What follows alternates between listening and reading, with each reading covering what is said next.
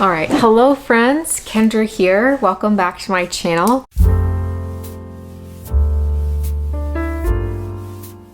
And once again, I am working on learning the ropes with this new camera, so thank you for bearing with me. Today, I'm excited to talk about my fall TBR. Now, this is the fall big book TBR, the books I'm most excited about to talk about with you all and read. And can you tell? I just am breathless. I'm so excited about these books. I don't have them all in print yet. Some of them are still on their way, etc., etc. So I'm gonna share first the three that I'm excited about that I don't have in print, and then we'll move to the print TBR. And then later, I'm actually filming a vlog as I read the majority of these books. I might have to split it in two because I'm not sure when they're all gonna arrive, and I don't want to leave you all hanging too long, but we'll see how it goes. All right, so in no particular order, because these are published different times, some of them are already out.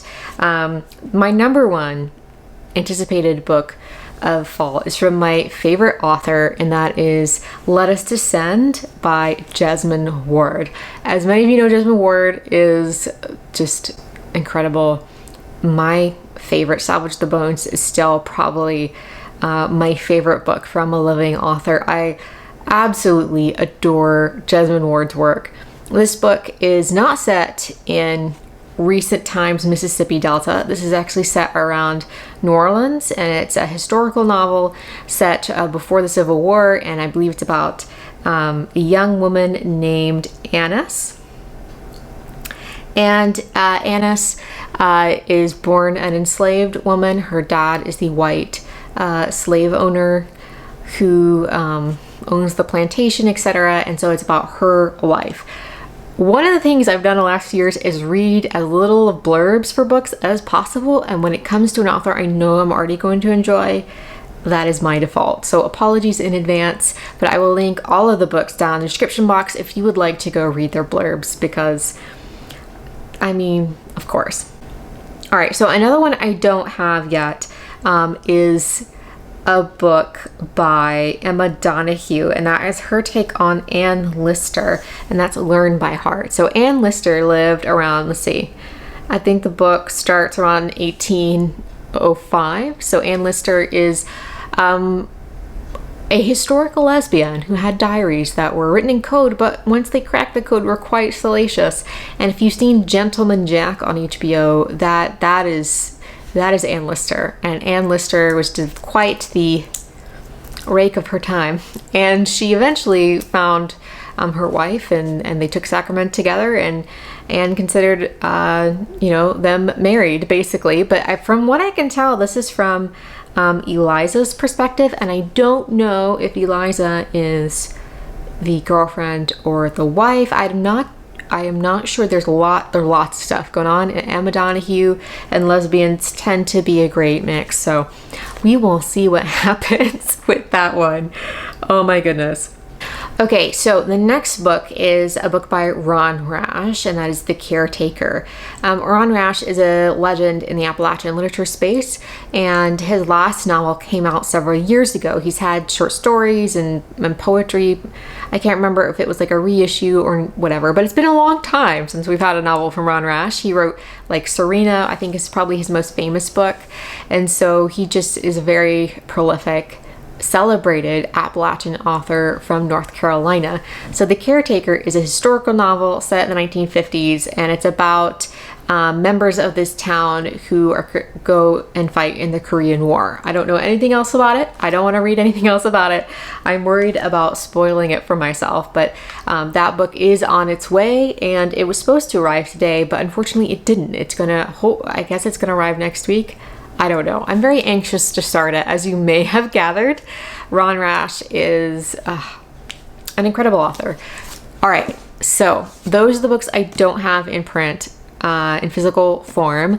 These are the books that I do have in physical form, and the ones I'm starting out the reading vlog with, because since I already have them in physical copies, why not, I guess, start with them?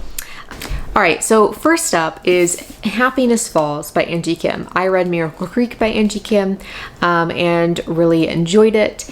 And so this one has been lauded as one of the best books of the year. I've seen people who have never read Angie Kim love this book, and I've seen people who say it's their favorite now. And so I've been really excited for this, especially since I now co-host Read or Dead for Book Riot.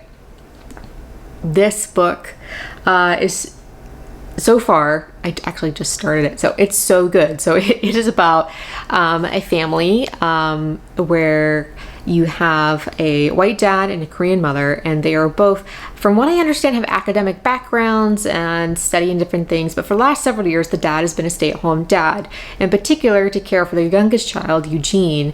He's autistic, and he also has Angelman syndrome, I think is what it's called. The dad is taking their youngest child out on a hike, as is their routine. But the older two siblings, they are 20. They are fraternal twins. And so the girl is a twin, is at home, and she sees Eugene come home by himself, and she hears some shuffling or noise, and she figures her dad has come home. But in fact, her dad hasn't come home. And so that is the start of the novel, is trying to figure out where is their dad? What secrets is he hiding? There's so many questions. This book is another book on my TBR. This is actually a rollover from my Women in Translation Month TBR, and this is The End of August by Yu Miri, and this is translated by Morgan Giles. The author is of Korean heritage, writing in Japanese, and so this is about occupied Korea, when Japan was occupying Korea, and that's where it starts. It's about runners, I guess. It's the best way to describe it starting out. There's a huge family tree in the front. I personally love when that happens. I know some of you all, it just strikes fear into your hearts or something. Fair. But I get very excited for that. It helps me keep track of people. But this is about a Korean runner, and they trained for, I believe it's the Olympics, a big marathon. And then generations later, someone else is running a marathon. That's the vibes that I have been gotten from the first 30 pages or so. The prose is dense. It doesn't entirely work on audio, so I have to have the text in front of me. So we'll see how it goes. But I've been really wanting to read this, and I just saw Jen Campbell. She had the Tilted Axis Press edition, and I love their editions. Like the Riverhead edition is beautiful, but there's just something about matching covers that sparks joy in my heart. So anyway, that is probably the longest book on this TBR. So next up is A Tough Room. This is her second novel, and this is Evil Eye.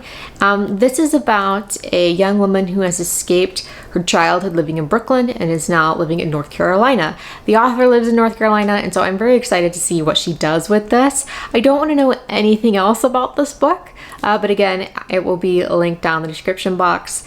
This is one of my most anticipated books of the fall. I really enjoyed A Woman Is No Man, and I've been able to meet her at an event at like Hub City Press, and so I really appreciate what a wonderful literary citizen A Tough Room is, and yeah, so excited for this one. I'm just keep saying that, apparently. It's how we're gonna roll today. I read Fates and Furies a few years ago, and then Lauren Groff came to M. Judson here in the upstate. I met her, and I just really fell in love with Lauren Groff's work, and I've read most of her books. There are a few of her older titles I haven't read. So when I learned that The Vaster Wilds was coming out this year, the same fall as Jesmyn Ward's new book, I about lost my ever-loving mind. It is a short novel. I heard people talking about climate change and a young girl escaping her community for some reason, and it's supposed to deal with colonialism, but I just read the blurb, and the blurb tells you almost absolutely nothing about the book. And I think with a book this short, there is no need to know anymore, besides the fact that it's Lauren Groff. So I feel like I'm just holding up books and just saying, I have no idea what this is about, but I think I will love it. That's very on brand for me. Okay, so the last book is a book that I've already showed you, and I explained it terribly. But this is Zadie Smith's first historical novel, and it's written set in the time of Victorian novels, and it's written in the style of Victorian novels, and she really plays with that. I guess the main character we could say is Mrs. Touchet, who is a Scottish housekeeper for her cousin by marriage, Ainsworth. And Ainsworth is in a group of writerly dudes that includes Dickens and all sorts of things. And this book really, it's a lot of fun in a lot of ways. It's very funny. I feel like Zadie Smith really plays with the form and makes fun of how Victorian male white novelists took themselves so seriously, and but in reality they were just super privileged. And she also takes a look behind that privilege, that a lot of their money came from enslaving people and sending them to the Caribbean, and how that is not something that they wanted to really admit or address. And so I feel like she does have that tension between the two of those different parts of this book that really move this book forward. I've already finished this book, so I will talk about it more in my vlog, but Zadie Smith does not disappoint. And like I was trying to say in my currently reading video, this isn't my favorite Zadie Smith, but it's probably like a 4-star read for me. But a 4-star Zadie Smith is better than the majority of novels out there. She is just so incredibly talented. I have some other books of hers that I haven't read, but I think I own most of her books in hardback now, and they're on my TBR. So I want to go through and finish all of her books because I just love just about everything I read of hers. Swing Time was not my favorite because half of the storyline I didn't enjoy, but I feel like this is, we're back now. We're back to like business as usual with the spectacular Zadie Smith. So, and also that book is so heavy. Like I think I've lost feeling in my hand.